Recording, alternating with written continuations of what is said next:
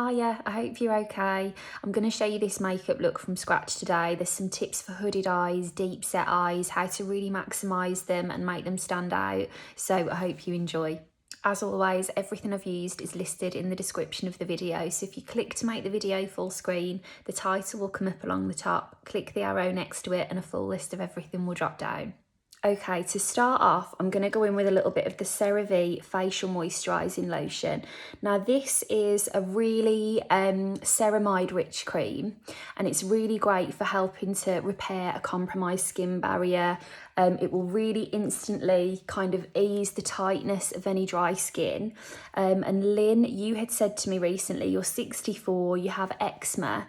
This is the kind of thing that if you're using a thin layer under your makeup, it's going to make a huge difference to how your skin feels and how your makeup looks. Now, just to mention, there are loads of different moisturisers at CeraVe that I would really recommend, but the facial moisturising lotion is kind of the thinnest of all of the consistencies that they have, I would say. So if you want something that sits well under your makeup without being too heavy, that's a really good place to start. Now, I'm getting ready to do an Instagram live today, so I want a matte canvas on so that it's not shiny or anything, but I don't want to look completely velvety. So I'm going to go in with a bit of Amy Connolly's Beauty Base in Pearl, and I'm just going to take this. It's an illuminating prep that essentially merges a bit of illuminator, a bit of hydration, your SPF. So I'm going to just put this in certain areas. Really, I mean, I've got half of it in my hair. Look at me, it is first thing in the morning, to be fair. I'm going to avoid the centre of the face, anywhere that I definitely don't want that shine, and just keep it to everywhere else. Now, I've gone in with quite a thin layer of this, because if I'm doing my CeraVe and this and my base, I don't want it to have completely overloaded my skin. So the way I'll get away with it is just by using really thin layers. Now, that tiny bit of radiance will just show through my foundation and make all the difference. I'm going to go in with the CC cream in the oil-free matte in the shade medium. Now, I've got a fair bit of redness today, so I may also go in with a little bit of concealer. But for now, I'm just going to take this on a flat brush. This is more of a, I would say, like a moussey texture. So it works well if you just kind of glide it on. And then I'm just going to build where I need a bit more cover. And actually, looking at my eyes and things, I am going to go in with a bit of concealer. So once I've got this base on, Bella, you had asked me to use one of the It Girl Beauty books, and I've got one of them here ready, and they have concealer already in them. So I'll go in with a little bit of concealer from that. And this is just one pump, but it's really spread nice and smoothly across everywhere. And I'm just going to really buff this in. Okay, and I'm just finishing off a few little touches of Bye Bye Under Eye Concealer, particularly focusing on the inner corners of those eyes to just brighten a bit of this area. I've had my glasses on this morning, so I think I'm just a tiny bit more red there, but it will ease off. And now I'm going to get stuck in with the rest of my complexion. Okay, I'm just packing whatever is left on the brush into these key areas that always need a little bit more coverage. And then I'm going to take on a nice soft fluffy brush some Bye Bye Pores setting powder all over. Now, because I've gone in with so many layers, I'm pressing this on rather than rubbing it in, because if I've got my CeraVe and my primer and my CC cream and then I start rubbing, it's just going to lift off this coverage, and I don't want to lift it, I want to set it. And then I'm going to go in with some of the Bye Bye Pores bronzer, just where the sun would naturally catch.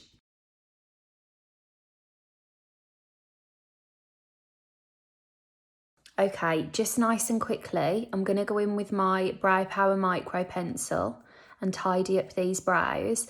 And then I'm going to show you some tips now for more of a hooded eye shape and how to make the most of the space around your eyes. Okay, so Sarah, you wanted some tips for a crepey hooded eye. Lorraine, you were asking for some tips about deep set eyes. And what I'm going to do today is show you that essentially you can have so much fun doing your makeup, not on the lids. So we're going to pick out the likes of the brow bone, under the waterline, use the waterline if you want to, and I'll show you how it can still make just as much of a statement. So the first thing I'm going to do, I'm going in with this kind of shimmery shade from the It Girl Beauty book. It's like a shimmer version of my complexion. So whatever kind of complexion you have, find something that's very similar to it with a bit of shimmer, and this is where this will come in handy for you. So I'm just going to pick out that brow bone, paying particular attention to under the arch, and I'm going to brighten the inner corners with that same colour. Now this can all look a little bit, you know, fragmented at first. When it all comes together, it will look lovely. And then the very first thing I'm going to do is take some bronzer on a really fluffy brush, and I'm going to run this through the socket. But if I look directly at you, you can see where that crease naturally is. If I just go through that crease or up to it, I've got all this space between my eyebrow and that line not being used, and I don't want that. So what we're going to do is completely ignore where those lines are and draw them back in where we want them. So see where there is naturally a little bit of a crease up here? That's the one I'm going to go with. I'm going to start tickling that brown through that natural line and completely ignore where the lines actually are. And I think when we're younger, you're always taught at school, aren't you, to colour in the lines and, you know, follow exactly where everything is. But as your face changes in shape slightly, like I've noticed my lids have dropped a little bit in the last couple of years, this is your opportunity to, you know, put these things where you want them to be rather than just trace the exact outline. And the same theory applies to your blusher, your bronzer, if you want a more lifted cheek look. I've seen loads of tips on TikTok recently about how we've all been taught to just like smile and go for the apples of the cheeks. But actually, if you go slightly above that, you're giving a bit of natural lift to the complexion. Okay, so that step is done. I'm just going to really gently take a tiny bit of that brown. Nothing too dramatic, but in a little bit of a loop to tie it into this outer corner so that I don't have a stripe going absolutely nowhere. Do you know what I mean? Okay, so far we've got the framework of a nice eyeshadow. I've not put anything on the lid and I don't think I'm going to. The next bit of space I'm going to utilise, if I can find a smaller brush, is let's go under here. If you look at me forward on, it's a bit difficult at the moment because I'm looking in the mirror and what have you, but if we were sat across the table from one another, put in a nice kind of bronze colour right by that blue or whatever colour you want to use is going to also, as well as adding to your makeup, help to bring out the colour of those eyes. So it's always worth looking at, you know, on a traditional colour wheel, which colour is going to complement your eye colour, and put a little bit of it under there. I'm going to go quite neutral today. I'm going to go for this kind of, it's like a pound coin gold, and I'm going to take some of that shimmer underneath the eye.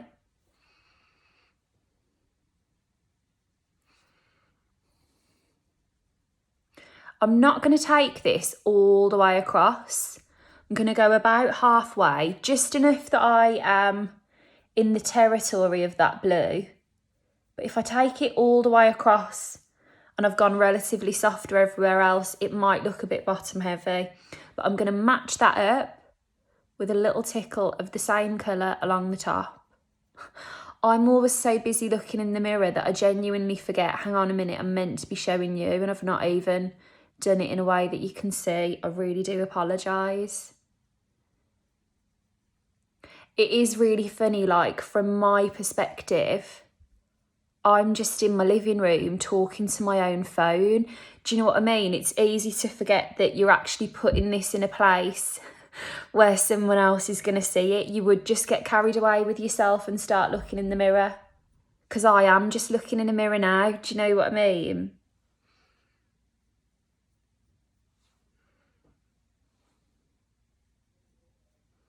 And then this little touch is optional, but I'm going to take that out a little bit into almost a bit of a soft flick. Soften the edges inside and outwards so that there's no harsh lines as such. And again, I'm not particularly going onto the lid, even though I have invaded that lid space. But I just want to create this really soft smokiness. I've gone in a bit too far on this side. This is the nice thing about using your fingers. I can just soften it out and, you know, buff it out. It's not the end of the world. We've got a bit of a framework there and it's not going to swamp the eye.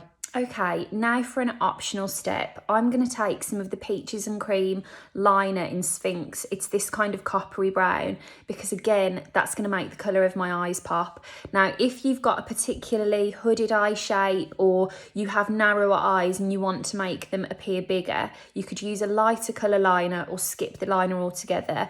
But I am actually going to go in with the liner because I think it will intensify the colours underneath and make me look like I've got more shadow on. And also, if the goal here is to kind of bring out the parts of our eyes that we really like, then a little pop of colour in that waterline will bring out the colour of your eyes a bit more. Now, I'm just curling the lashes with my Doll Beauty lash curlers. They're my faves. This is a habit I picked up in lockdown.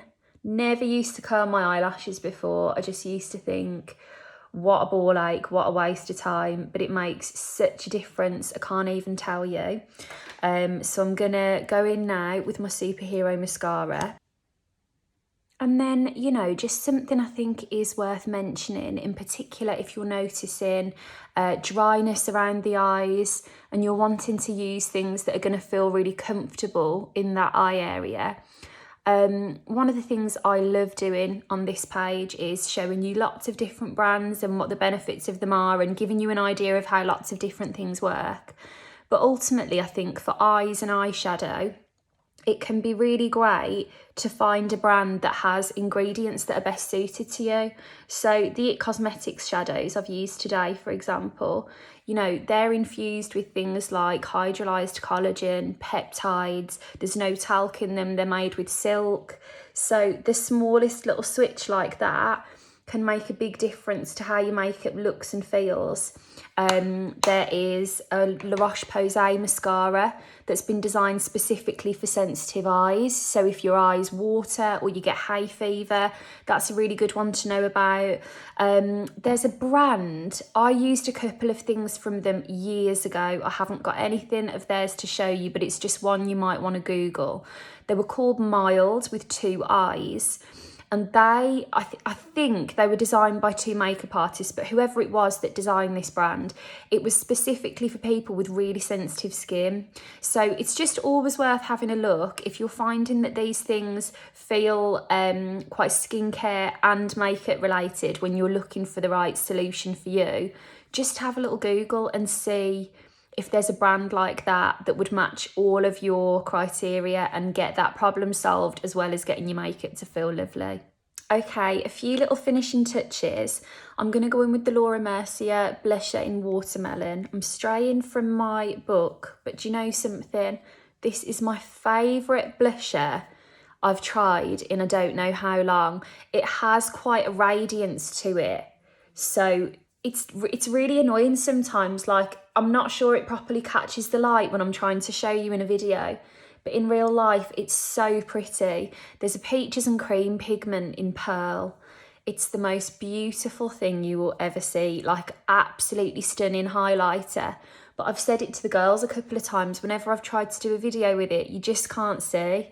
So please take my word for it. I feel like you can see a bit of how radiant this blusher is, but it's even nicer in real life. And I'm just going in with a little touch of Pillow Talk lip liner. And then I'm going to finish that off with a bit of Brisk from the Beauty Book, which, as you can see, is the #1 kind of winner for me from this book. Okay, well, thanks so much for watching. I hope you enjoyed. As always, if there's anything you want to see a video on, if there's a question you've got about your makeup or your skincare, I can always come back to you in a video. So let me know here in the comments. I don't read my messages, but I always read the comments and I can come back to you that way. But have a lovely weekend and I'll chat to you again very soon. Take care.